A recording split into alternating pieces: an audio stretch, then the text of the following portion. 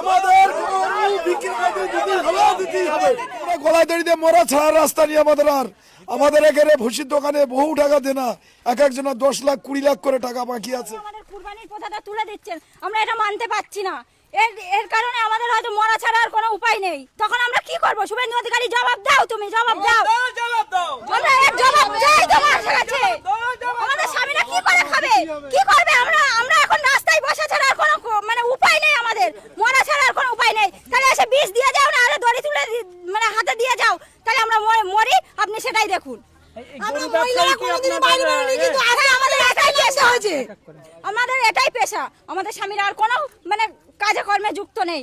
আমাদের এই করে খেতে হয়, আমাদের মানে সংসারও চলে, ওদেরকেও আমরা খাওয়াই। এখন আর খাওয়াতে পারছি না, উনি পারলে আমাদের গরুগুলো এসে নিয়ে যান। মুসলিমরা গরু কিনছে না, রেগে আছেন নাকি মুসলিমদের উপর? না, আমাদের কোনো রাগারাগি নেই।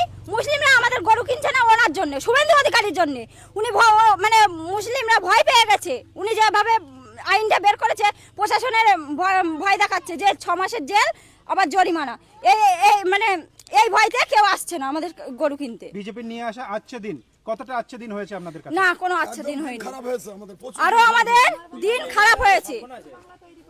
আমাদের সোনার বাংলা গড়ার থেকে মৃত্যুর বাংলা তৈরি করে দিয়েছেন উনি।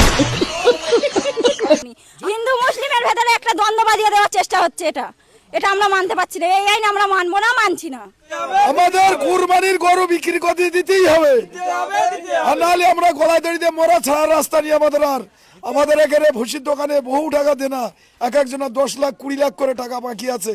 এই যে আমরা কিছু শুনতেছি যে এখানে হিন্দু যারা আন্দোলন করতেছে তারা বলতেছে যে ওরা মুসলমান, আমরা হিন্দু না মুসলমান। এখানে মন্দির রয়েছে, দরকার মন্দিরে আপনারা দেখান, মন্দিরটা দেখান। আপনারা চলুন আমাদের সঙ্গে, মন্দির দেখান।